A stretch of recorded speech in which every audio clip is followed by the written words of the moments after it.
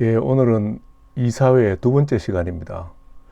오늘은 제가 2017년도에 국제합작투자 이사회에 관한 설문조사를 한 적이 있습니다. 그 설문조사 결과 내용을 소개하도록 하겠습니다. 개요를 보면 대상은 한국 내에 그 제조업종 국제합작기업 105개사를 대상으로 했습니다.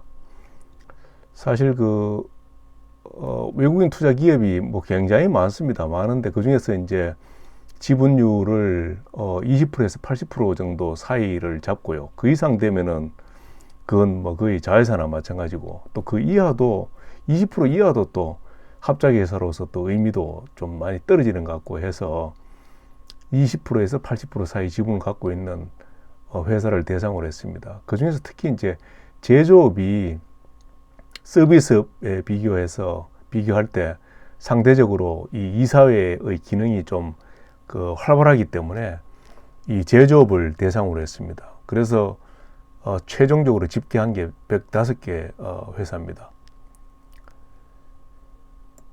시기는 아까 말씀드린 대로 2017년 2월 달입니다.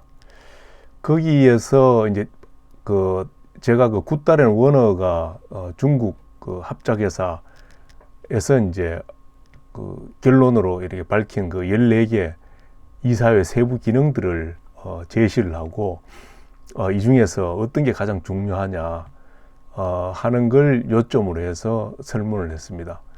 참고로 이 설문을 하기 전에 굿달앤 워너가 제시하는 14개 세부 기능들이 과연 우리나라에도 이게 맞을까? 우리나라의 합작회사 이사회에 대한 연구가 그동안에 거의 없었기 때문에 조금 걱정이 있었습니다. 그래서 제가 한 4-5개 회사들을 대상으로 해서 테스트를 해봤습니다. 테스트를 해봤더니 이 굿달앤 워너가 제시한 14개 이사회 세부 기능들이 우리나라에서도 거의 비슷하게 이렇게 작동한다는 것을 알게 됐습니다. 그걸 기반으로 해서 105개 회사에 이제 설문조사를 하게 됐습니다. 그래서 105개 회사를 보면은 일본 기업들이 많습니다. 우리나라 지금 합작회사 중에서 일본 회사와 파트너십으로 이렇게 한 기업이 아직도 굉장히 많은 편입니다. 그 다음에 유럽, 미국 이렇게 분포가 되어 있습니다. 그래서 이사회의 기능에 대해서 개괄적인 질문을 해봤더니 역시 기대했던 거와 마찬가지로 합작회사에서의 이사회는 최고 의사결정기구로서 막강한 이 영향력을 행사하고 있었습니다. 그러니까 합작회사 경영에 아주 적극적으로 관여를 한다가 주된 답변이었습니다. 보면은 전체적으로 보면은 거의 75% 되는 기업들이 합작회사 이사회가 경영에 적극적으로 관여한다라고 답변을 했고요. 이게 지분이 비슷할 경우에는 그 비율이 좀 더 높아갑니다. 그러니까 77.2%의 합작회사 기업들이 이사회의 중요한 역할에 대해서 반응을 했습니다. 세부적으로 보면은 굿달앤 워너가 이제 중국 시장에서 제시한 14개 이사회 세부 기능을 이렇게 보고 그 중에서 어떤 게 가장 중요한 건가 이렇게 질문을 했는데, 역시 제일 이 컨센서스를 이루는 부분이 몇 개가 있습니다. 중장기 계획 수립에 이사회가 적극적으로 참여한다가 답변이 제일 많았습니다. 그 다음에 주요 현안에 대한 이견을 조율하는 기능을 한다. 그 다음에 배당률을 결정을 한다는 것. 그리고 이제 예산 및 단기 계획 승인도 이제 탑 5 안에 들어갔습니다. 그 다음에 실무자들 간의 미해결 사항을 최종적으로 이사회에서 해결하는 중요한 기능을 하고 있다. 그리고 이제 모기업들과의 어떤 관계 개선의 장으로서 이사회가 이 활동을 한다는 것도 들어가 있습니다. 그 다음에 이제 합작회사 성과 평가가 있고요. 그 다음에 합작회사 최고 경영진에 대한 평가, 등등이 있습니다. 의외로 그 이전 가격 결정이라든지 그다음 뭐 로열티 수준이라든지 이런 것은 좀 후순위에 있는데, 이건 아마 계약서상에 이렇게 이제 미리 어느 정도 정해져 있기 때문에 협의의 정도가 좀 낮은 게 아닌가 이렇게 생각이 듭니다. 여기서 이제 하나 이제 눈여겨 볼 게 이 합작회사 성과 평가입니다. 그 모니터링에 사실 어떻게 보면은 보통 이사회가 주주의 이해관계를 이해관계가 맞게 이렇게 경영을 하는지 안 하는지 보는 게 제일 중요한데, 약간은 이렇게 이제 뭐 이런 계획이라든지 단기 예산 등에 비해서 좀 후순입니다. 후순인데 역시 이제 중요한 기능이죠. 거기에 또 이제 최고 경영진의 평가도 이제 중요한 항목으로 이렇게 되어 있습니다. 이 부분이 사실은 상당히 나중에도 이야기를 하겠지만 협상이 필요한 영역입니다. 왜냐하면은 아마 과거에 이제 제가 합작회사 성과 평가 시간에 이제 강조를 했습니다. 원래 합작회사를 어떤 관점으로 보느냐가 이제 상당히 이슈가 되는데, 전통적인 입장은 모기업 관점입니다. 왜냐하면 합작회사라는 것은 모기업이 기업 전략을 실행하는 수단으로서 이제 합작회사를 만들기 때문에 목적이 달성이 되면 합작회사를 청산하게 되는 게 일반적인 어떤 모기업의 태도입니다. 그래서 보면 논문에서도 보면은 주로 모기업 관점으로 합작회사를 보는 겁니다. 그러니까 많은 실무자들이 합작회사 관점에서 합작회사를 봐야 되는 거 아닌가 이렇게 생각을 하는데, 그건 일반적인 어떤 관점이 아닙니다. 모기업 관점이 전통적인 합작회사를 보는 관점입니다. 그래서 모기업의 목적 달성을 이루었느냐 안 이루었느냐가 합작회사 성과의 가장 중요한 요소죠.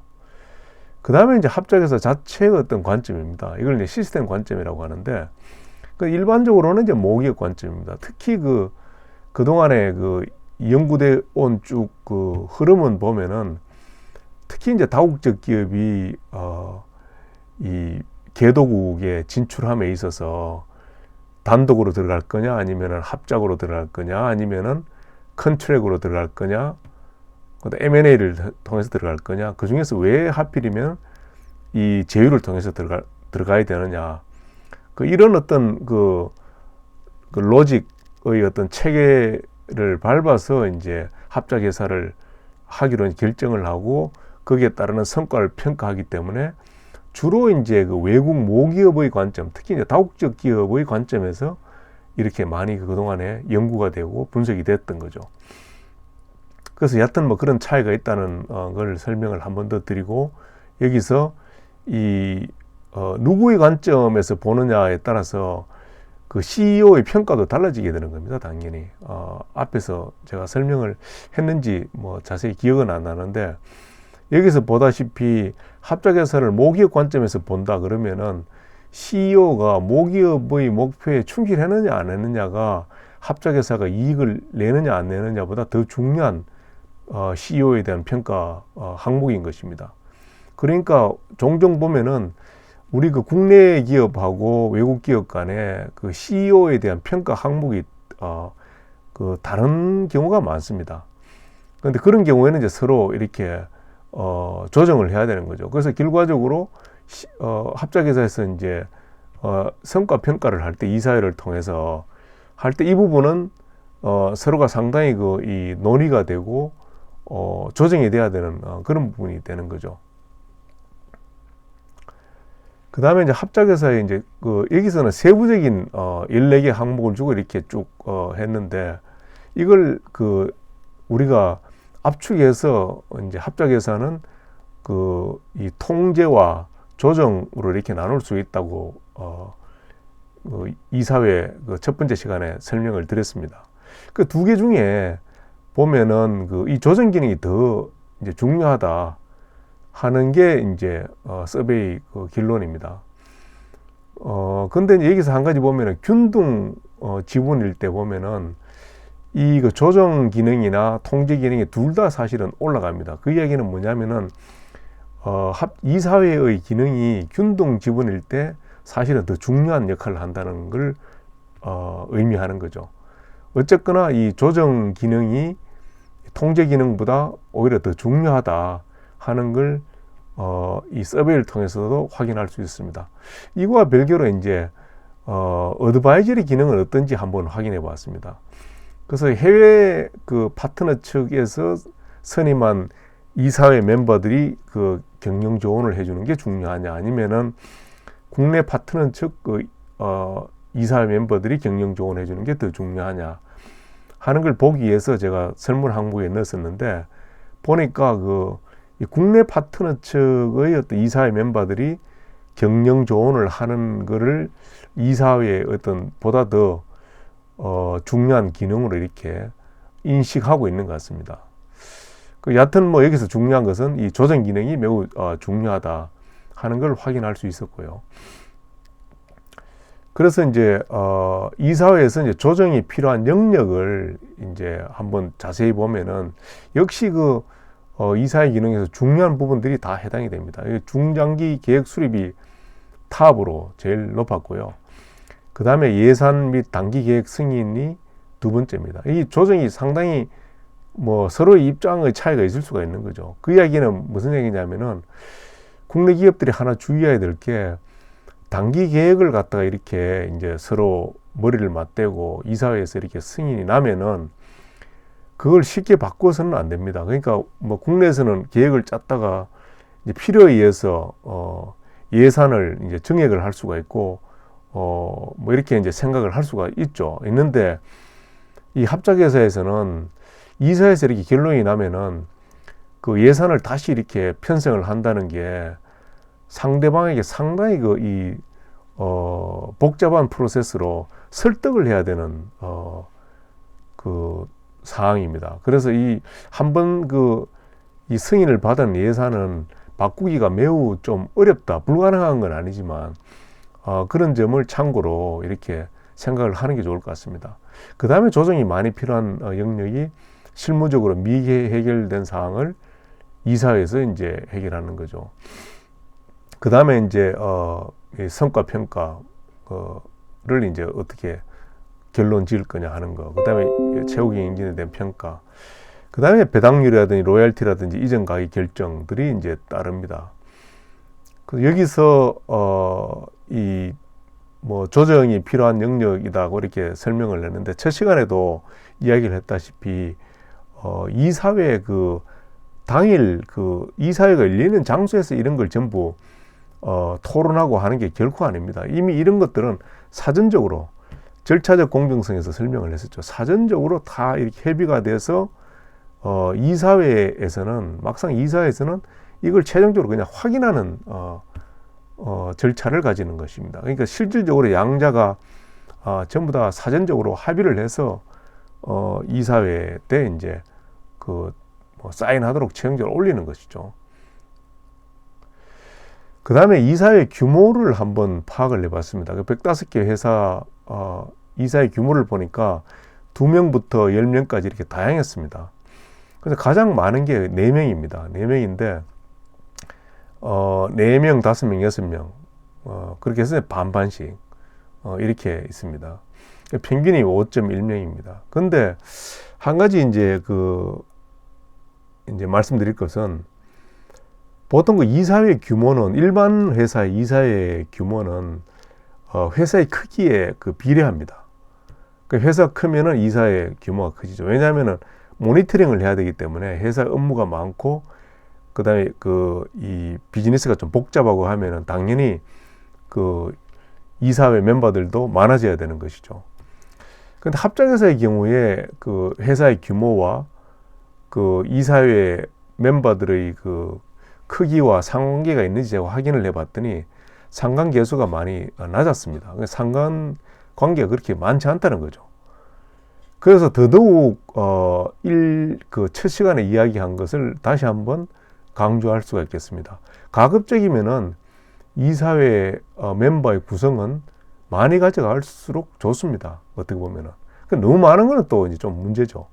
너무 많은 건 문제지만, 첫 번째 시간에도 설명드렸다시피, 우리가 뭐 때문에 이거 합작해서를 하는지, 그 합작해서를 하는 주된 이유가 있을 것입니다. 예를 들어서 기술 습득이라든지 학습이라든지, 그런 게 들어간다면은 그 학습과 관련돼 있는 그 외국 회사의 사업 부서가 있을 것입니다.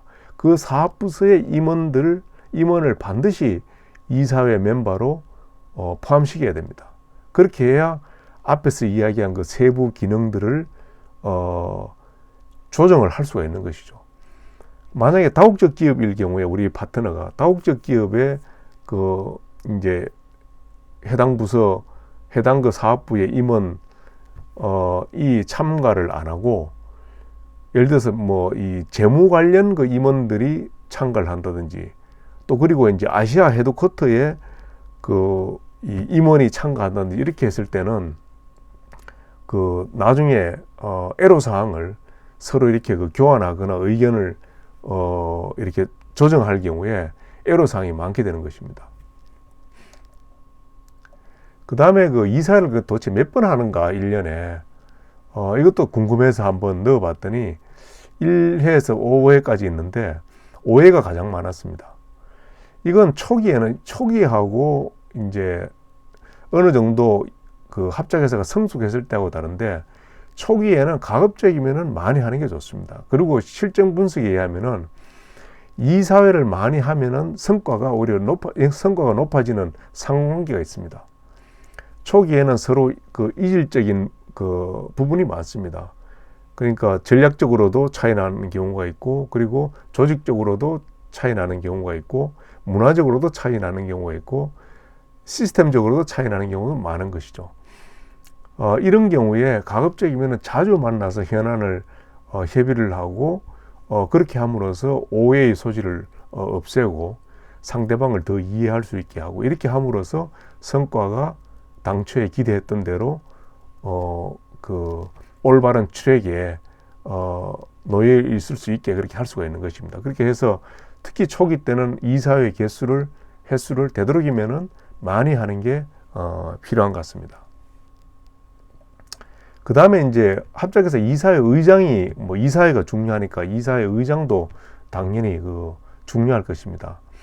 그래서 이사회 의장을 봤더니 전체적으로 봐서는 국내 파트너가 이사회 의장을 맡고 있는 경우가 절대적으로 많았습니다. 근데 이것은 제가 서베이를 조금 잘못했습니다. 왜냐하면은 이걸 이사회 의장을 좀 더 구체적으로 이렇게 질문을 던졌어야 되는데, 당시에는 저도 이렇게 아직은 이사회에 대한 연구가 좀 부족하고 해서 설문 내용을 좀 자세하게 하질 못했습니다.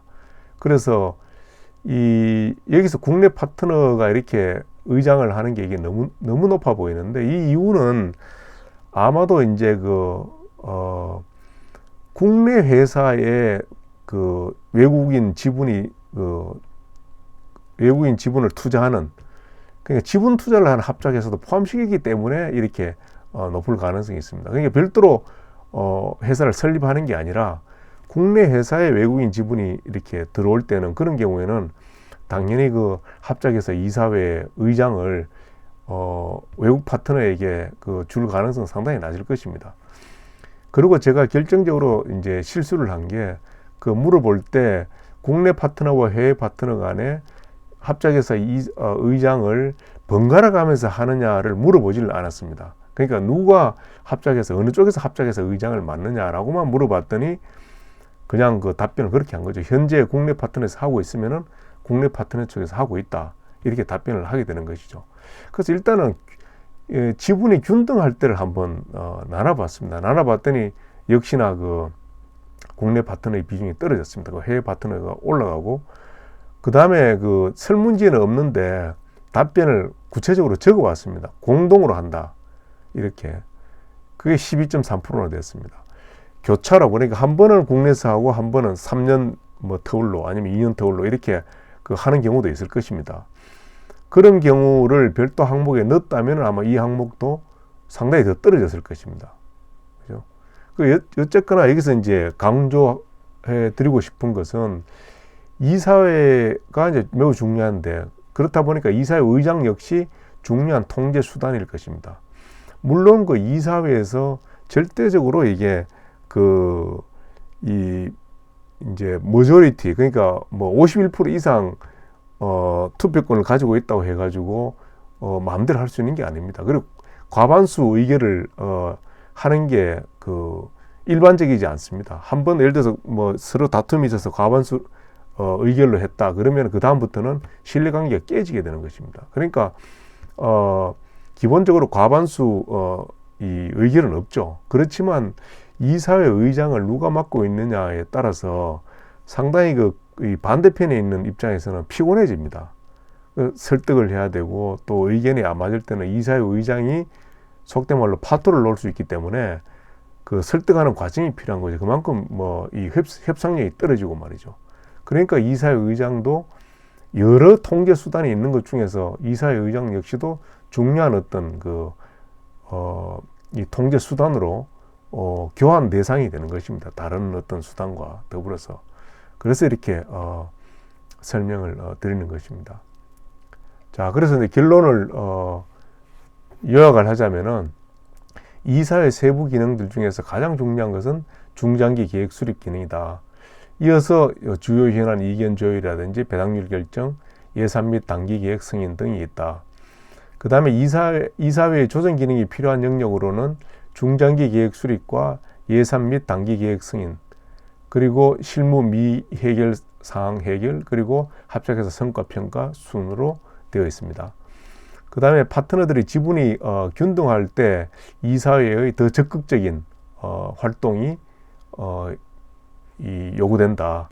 그 다음에 주요 사안에 대한 모기업들 간의 입장 차이 조정이 모기업을 위한 모니터링 역할보다 이사회에서의 비중이 더 높다. 조정 기능이 더 모니터링 기능보다 더 기대된다, 더 중요하다.